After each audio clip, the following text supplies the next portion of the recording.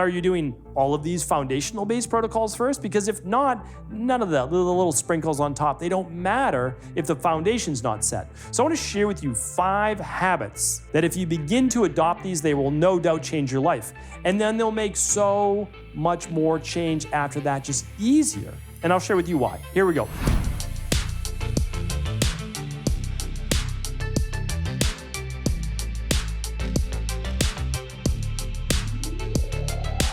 Hey everybody, welcome back. Brand new week here. As always, every single Monday on the Cabral Concept, we're bringing you a motivation and mindset show of the week. Again, it's one of my favorite shows, and the reason is it reinforces much of what I've been learning, much of what I've been reading about, and also practicing myself. But the thing is, a lot of people believe that they're going to arrive at this day where they will no longer need any of the motivation that got them to where they are now in order to keep the ball going. And while that's true to a certain degree, it's not necessarily the way that you want to view it. Because here's the thing.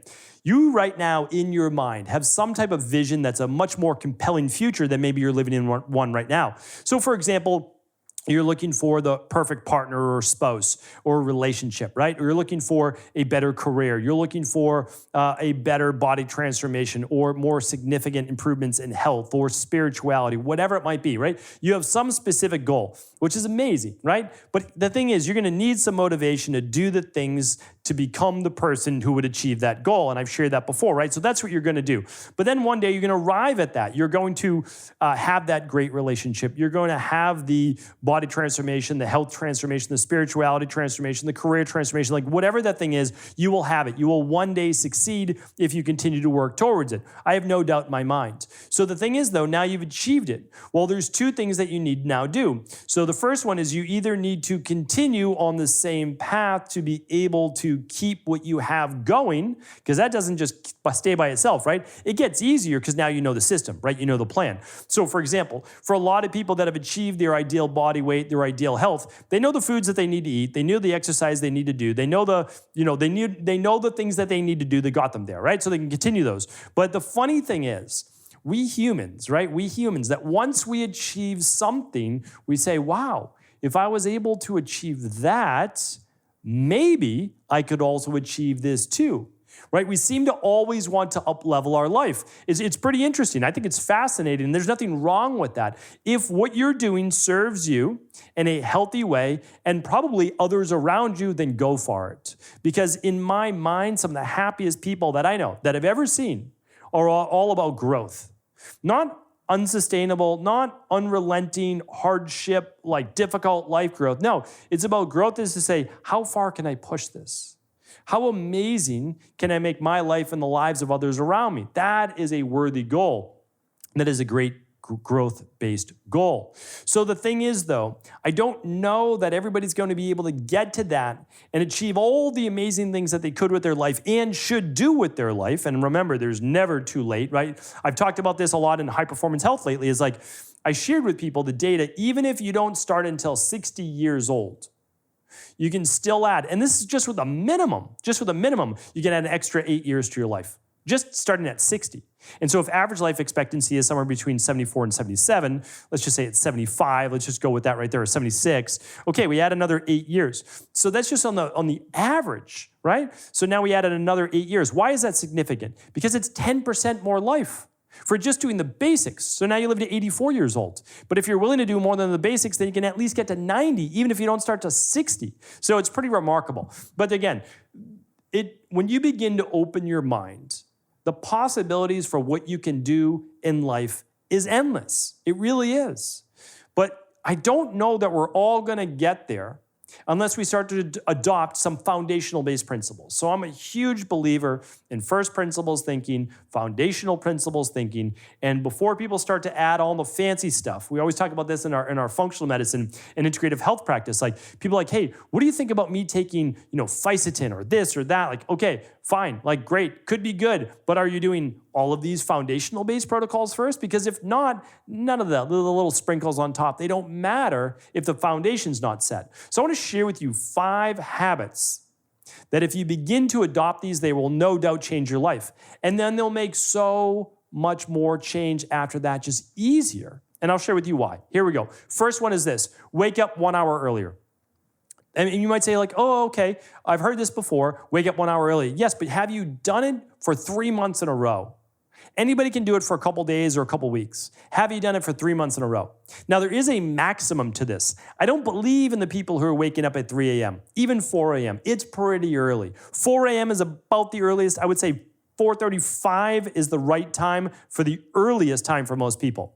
I've woken up at 4:30. I've woken up for big stints between 4 and 5 a.m. Too early for me. I found that for me, 5:30 to 6 is the sweet spot. Okay? But for you, and again, so what I want to share with you is there's no exact one time to wake up. But what I need you to do is this. Think about your morning routine right now. You might say, well, I don't really have one. Or I get ready for the day and then I'm out the door, take the kids out the door. Yeah, but do you do anything for you? Like, do you get to do any journaling? Do you get to do any reading? Do you get to do any movement? Do you get to make yourself breakfast? Do you get to do any of those things? Because if you don't, then you're always playing catch up for the rest of the day. And if you start your day stressed, you're going to move through your day stressed. That's no way to live life. The number one thing that I've seen people do, change their life, is wake up an hour earlier. Now, you don't have to start with an hour. You can start with 15 minutes, start with 20 minutes. Just choose one thing you can do with that extra 20 minutes. Don't just wake up 20 minutes earlier just to wake up 20 minutes earlier, right? Have a plan. Maybe the first thing you do is you just meditate. Like, maybe that's it. Try to calm your mind if you have a lot of anxiety, if you have a lot of worry, right? Overwhelm. Maybe meditation is the first place to start. Put on one of your favorite meditations, right? Don't plan to do it just yourself. Put on a meditation. Or journal or exercise if that's what you need. Like, you're going to choose something to do. And then when you have an hour is a lot of time, right? More than now, you can start the day and you can ease into it. So I've been waking up now an hour before my family for 15 years, let's say, right? My daughters are just 8 and 10 now. They're getting older, but I've been doing this for years and years and years. And the reason is, if I can get 1 hour to myself, then I have no problem giving everyone else pretty much the rest of my day, right? For work, for my family, whatever it is, I got my time. I did what I need to do. And then, of course, yes, I can work in other times, my lunch, I can work in my workout later in the day. But again, understand that if you can get back 1 hour of your time, what would you do at that time? That's what's going to get you thinking, right? Because your goal should be at the forefront of your mind. So if you're like, oh, if I had 1 hour extra a day to work towards my goal, what could I do? Right? With 7 days a week, or even if it's only 5 days a week, Monday through Friday, although I recommend, 7 days a week. All right, I multiply that. What are you looking at? 300 plus more hours a year? Easily, right? It's pretty remarkable, when we start to look at this. All right, the second one I would share with you is writing down your most dominant thoughts. Why this is important is because one of the biggest reasons why people don't achieve what they want to achieve in life is that they have recurring negative thoughts. So these recurring negative thoughts, there's probably like 3, maybe 4 maximum. And you might say to yourself things like, I'm not good enough, I'm not smart enough, I don't know enough, this person's like there's these different things that go on. And what you want to do is you want to say, okay, like, I'm listening. It's your subconscious talking to you. So say I'm listening, I'm not judging, I'm listening. And you want to write down exactly what it's saying. You want to listen to it. You don't have to believe it, you just want to listen to it. Okay, I don't believe that I can transform my health. And you just want to say, why? Why don't I believe I can never get healthy? And just write that down. It's because, and you start to go down a rabbit hole, and you want to write all that out. After you've written that out, you can work with a coach, you can work with a therapist, you can work with whoever it is that you want, or use a lot of the books that I've recommended on Friday Reviews. You want to start to ask yourself, is this true? Right? Is this true? And also, does it have to be true? So you might say, well, I have low thyroid, I have weight gain, I have thinning hair, I have all these things you might say to yourself. And, my mom had it, my sister has it, my grandmother had it, and so I'm just destined to have it too. Or you'd say, okay, is this true? Well, it is true that you have it right now, and so do your maybe siblings and your mom and grandmother. But does it have to be that way? Like, have you ever questioned that? Does it have to be? Could it be that you have a specific mineral deficiency, vitamin deficiency, enzyme that's off, higher levels of cortisol, or any number of the about dozen total reasons why someone might have low thyroid? Could it be that just everyone in your family has that specific deficiency or toxicity or whatever it might be. I mean, you all grew up together, right? Do you all have higher levels of mercury because you always ate a lot of tuna fish or whatever it might be, right? You have to understand is that there's always a reason. So don't always try to figure this out on your own, but what you want to do is understand what are the thoughts that are holding you back. Because if you don't know those, then you are destined to basically be reset even when you hit your goals. You hit your goals, you ever hit your goals before and then you come right back to where you were before? That is a subconscious conflict.